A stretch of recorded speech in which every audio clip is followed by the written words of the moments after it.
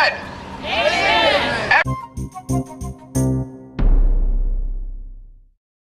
And between the end of 1947 to the end of 1948, an entire civilian population was terrorized. And a campaign of ethnic cleansing took place.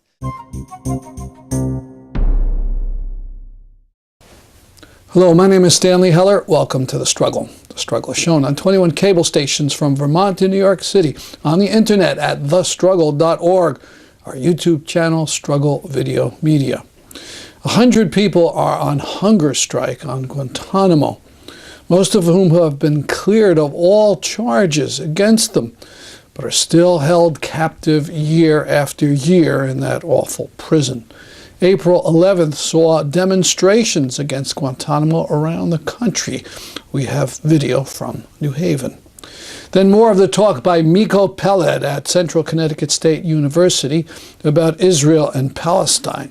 We mentioned last week that Peled is the grandson of a signer of the Israeli Declaration of Independence and the son of a top Israeli general. He is very far, however, from a defender of the Israeli government. We begin at the federal courthouse in New Haven on April 11th. In Chicago, in New York City, in San Francisco, in Oakland, in Boston, in Hartford, in Washington, D.C., in Raleigh, North Carolina, in many other communities around this country, people standing up and saying, no to torture, no to Guantanamo, no to indefinite detention, and extraordinary rendition. We know about it at Guantanamo, we know about it at Bagram, we know about it in our own prison industrial complex. I'm also here as a seminarian because I worship a God who is a torture victim. Those of us who were in church last Sunday heard about Jesus still bearing the marks of crucifixion in his body when he rose. We believe that we meet the truest vision of humanity, of what we are supposed to be, when we look at those who are tortured and when we say stop. Amen? Amen. That we will have an end to Guantanamo, that we will have an end to torture, that we will have an end to lawlessness. And everybody said, amen. Everybody said, amen. Everybody said, amen. Thank you. Right now there are 166 men at Guantanamo, and 86 of them have been cleared for release. About half of those are from Yemen, and they cannot return to Yemen because perhaps people who watch your show will remember the Christmas Eve bomber had flown, this sort of aborted terrorist attack against the United States. That man had flown through Yemen, so that precipitated a political crisis between the United States and Yemen, and no men have been repatriated to Yemen since that time. A number of the men are from an area of China, and they're an ethnic minority in China. They're called Uyghurs, and they're Muslim men, and the Chinese government sees them as a threat. And if they were returned to China, they would be imprisoned, they would be tortured there.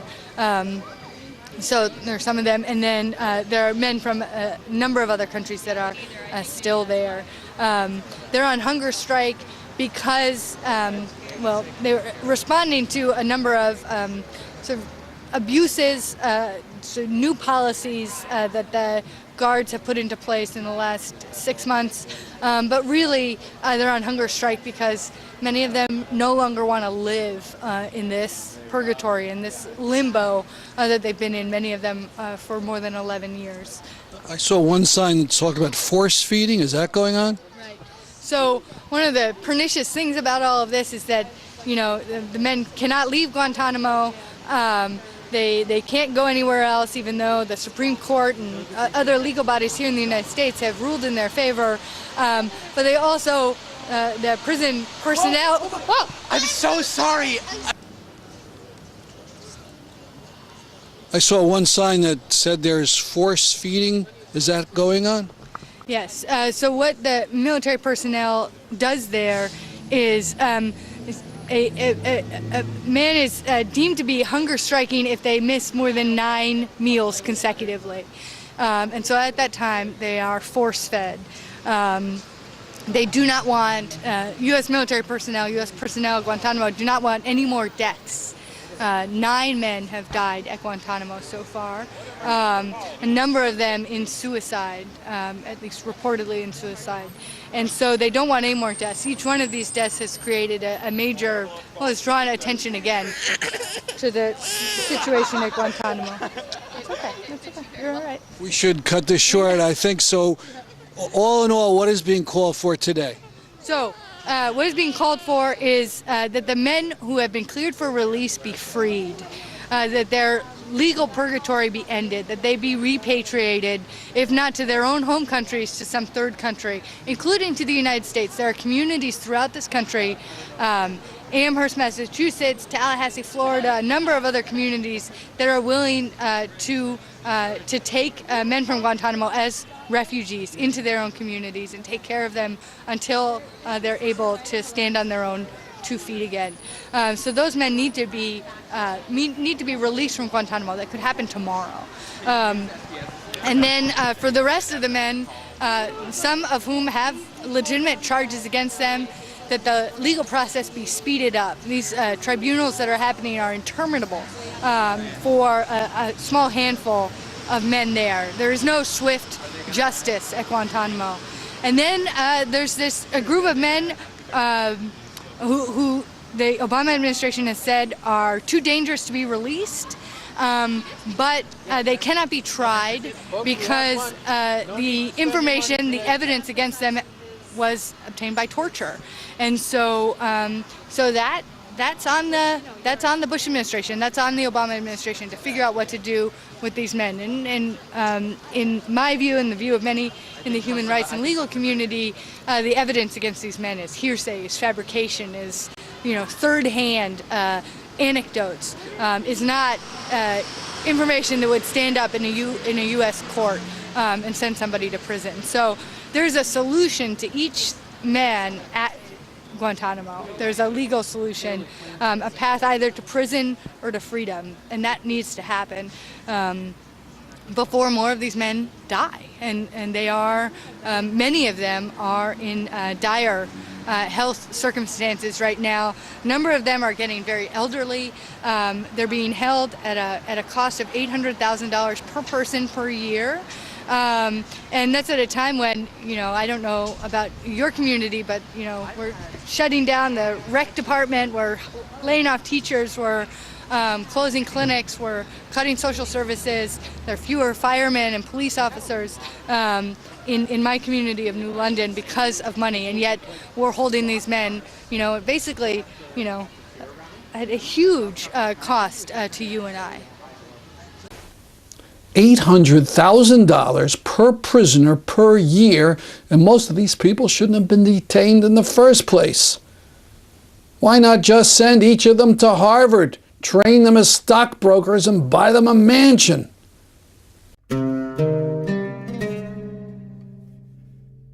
Now back to Miko Peled. In this section of his talk, he gets into the real history of how Israel became independent. This is Gaza itself. I recently visited Gaza, just in January.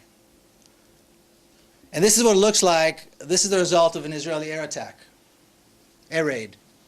And the catastrophe is that a child going to school, kids going to school every day in Gaza have to go past this, and many like this.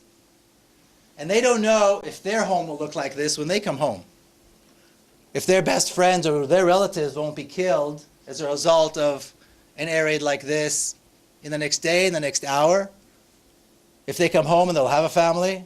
In this particular house, 13 people were killed, I believe. The father and the father went to work, and his son chased him, asking him not to forget to bring something after work when the air raid took place. So the father and one young son survived.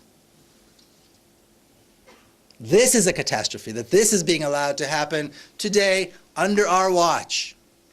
65 years after the initial catastrophe, which was the cause of the State of Israel, which allowed the State of Israel to be established. This is why it's a catastrophe. And this is the tunnel that I had to use to go into Gaza. Gaza is under siege, and the only reason there's only malnutrition in Gaza but not total starvation is because the people of Gaza are resourceful enough, and they built almost 1,500 tunnels on a border, a stretch of land that is less than 10 miles wide. And this is how oil and food and money and people and everything goes in and out of Gaza. Israel blocked Gaza almost completely, and the Egyptians are very unpredictable. So I had to go, this is the tunnel I used to get in. And nearly 2 million people who live in Gaza rely on this for their supplies, for commerce, for anything you need to continue living. This is a catastrophe. It's unforgivable, it's inexplicable, it's unjustifiable. And this is, again, an hour's drive from Jerusalem. I could have driven an hour and 15 minutes from Jerusalem and reached Gaza. It took me 14 hours because I had to go through Egypt, through Sinai, and then go in through a tunnel. This is a catastrophe. It's happening under our watch, and we're allowing it to happen. So going back to the fact that Palestinians call 1948 the catastrophe, it was the beginning of a catastrophe. It wasn't just the catastrophe. Now, one of the claims that's made about this issue, another one of the ridiculous claims that's being made, and is used to explain why it's unsolvable, is that this issue has been going on for so many years, for so many generations. Those people over there have been killing each other, and you know the term, those people over there, that there's really no hope. And I would argue that a good time historically to start speaking about this issue is precisely November of 1947.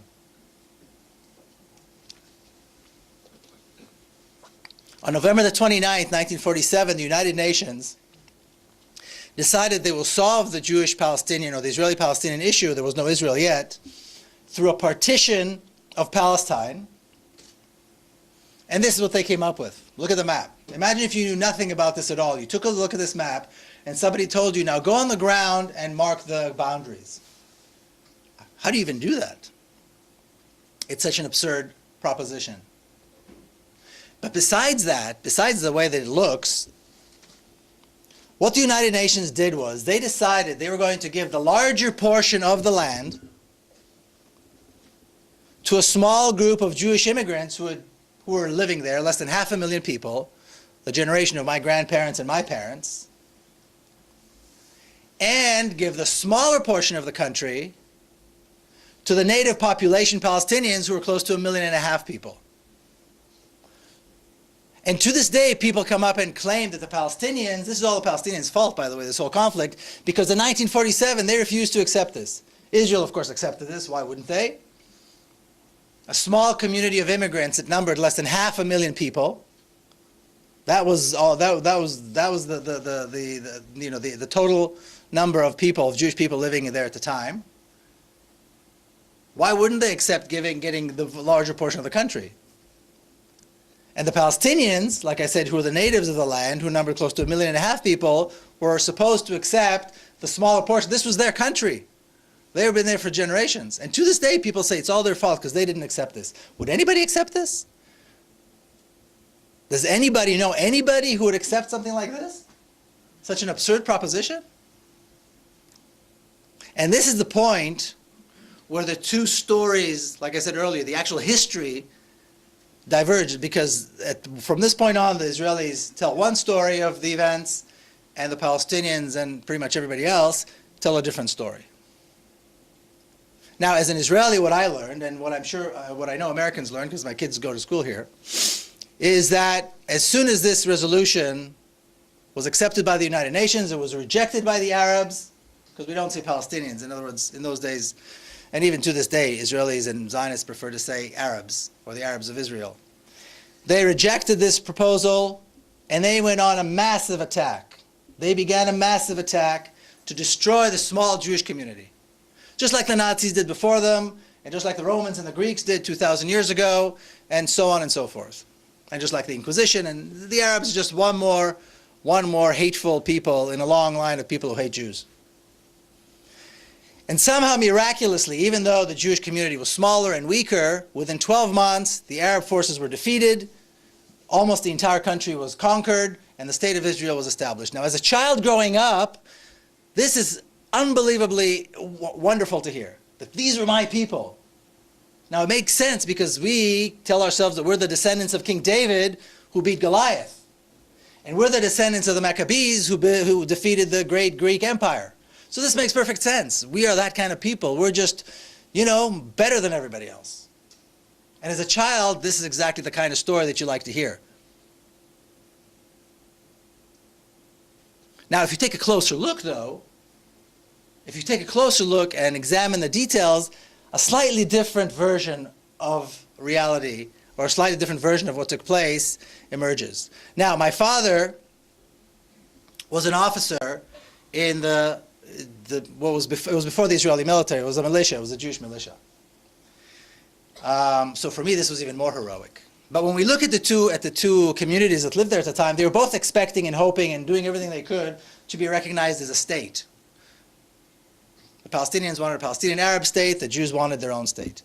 And they had institutions of state. So they're very similar in many ways. But there was one thing that the Jewish community invested in that the Palestinians never did.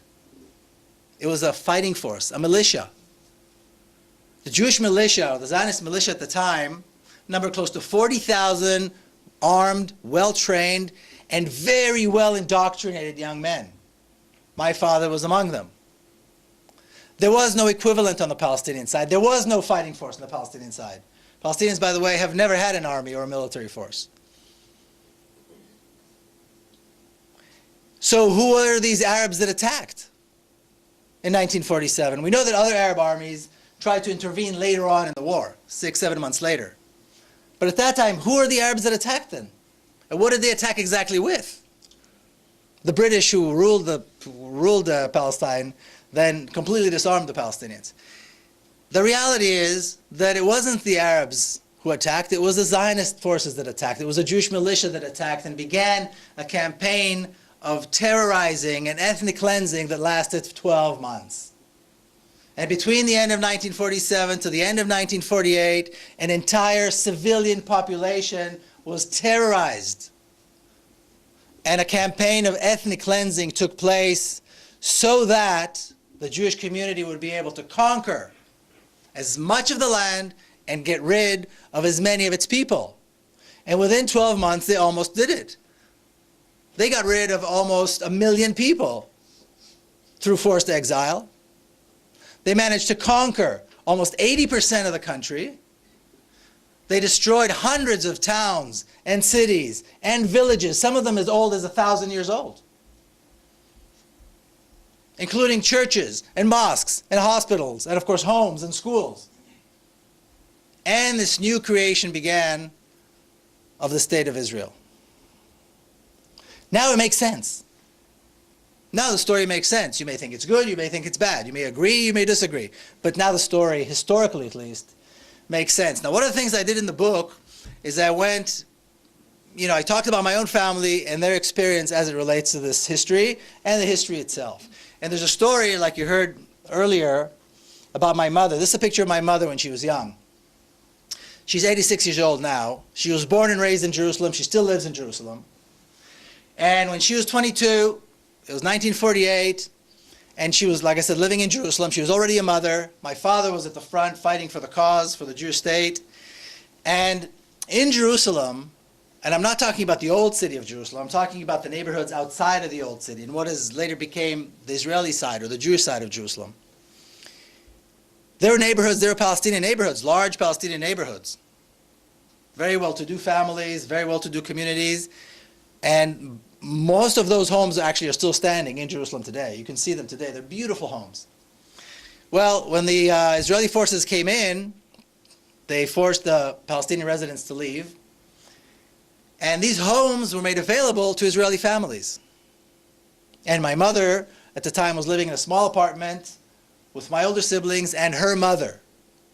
That was no fun at all.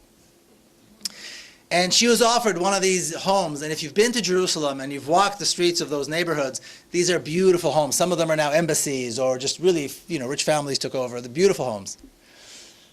And my mother's, I don't know, I can't remember where my mother told me the story the first time, but she told it to me many times as I was growing up. And the way she told the story when I was a child and the way she talks about it today, and the way she was talking about it as I was talking to her, as I was working on the book, is always brings up the exact same emotion. And the way she describes it is, she said, how could I possibly take the home of another family? How can I move into the home of another mother who now has to raise her family in exile? And then she continues and she says, and to see the looters, the Israeli soldiers filling up the trucks with rugs and furniture. And you may have heard there's a documentary about the rare books, thousands of copies of rare manuscripts that were stolen. And she says, how were they not ashamed? How are they not ashamed to do this? Now, as I was growing up, this story, there was something about the story that was bothering me. And I couldn't figure it out until I was actually working on the book. Something about this story was just not right. And only, like I said, as I was older and I was working on the book, I realized her story contradicts the national narrative. And that's the problem. The national narrative is the Arabs attacked, we won, and the Arabs left. Well, if that's the case, why can't we take their home? There's nothing wrong with taking their home. But she was presenting a moral dilemma.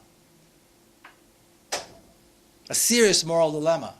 Not only that, but there was something else about her story that was unique. The way she told it. In Israel, even when we accept and even when we acknowledge something that we did as Israelis, something wrong that we did to the Palestinians, there's always a but.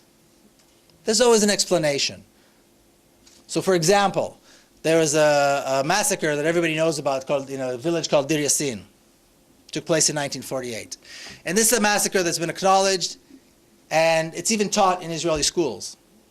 And the story is, and I remember learning it as a child, the story is that it was a horrible thing, the forces went in, the village surrendered, but there was a terrible massacre. So it was a terrible thing, but Chaim Weizmann, who was later on the president of the State of Israel, said that thankfully, thanks to this massacre, there was a massive exile. Thousands and thousands of Arabs escaped as a result of this massacre, which allowed us, the Jews, to become a majority. So even though it was a terrible thing, there was a good outcome. So maybe it's not that bad. So even when we do something wrong, there's an okay side to it. There's something about it which is okay. She wasn't doing that. She just told the story as it is. That's it. We did something wrong. It's the wrong thing to do. End of story. So like I said, that was, as a child, it took me, it was very strange, and later on, as I was working on the book, it all came to place. It all fell in place. Now this was the map of Israel between 1948, when it was established, and 1967, for about 20 years. So the entire land, the entire Palestine, or the entire land of Israel, with the exception of the West Bank and Gaza, were part of the State of Israel. And then in the summer, or early summer, and late spring of 1967, the drums of war were beating. The Egyptian president was threatening war. He brought his forces into the Sinai Peninsula, which was supposed to be demilitarized. And he made all these threats, and the Israeli High Command decided it was a call for war. Now my father was a general by then, as were all the other young commanders of 20 years earlier of the 1948 war. Those that remained in the military were now running the show. They were the generals. And they were very young. They were in their early to mid-40s. And they were very assertive and aggressive, and they had won every single war they fought. And they demanded that the cabinet give an approval for them to start a preemptive strike against Egypt to punish them for violating the ceasefire agreement. Now, not a single shot has been fired. And the cabinet was hesitant. There was this tug of war between these two forces within Israel. And as is always the case, the military, the more militant, the more forceful of the voices, won the day. And the army got the okay to begin a preemptive strike. Now, the story that we hear about the War of 1967 is pretty much along the same lines as what happened in 1947, which is that the Arabs were planning to attack the state of Israel, destroy it, and kill all the Jews. This was the history. This was the history that was told, and this is the story that was told.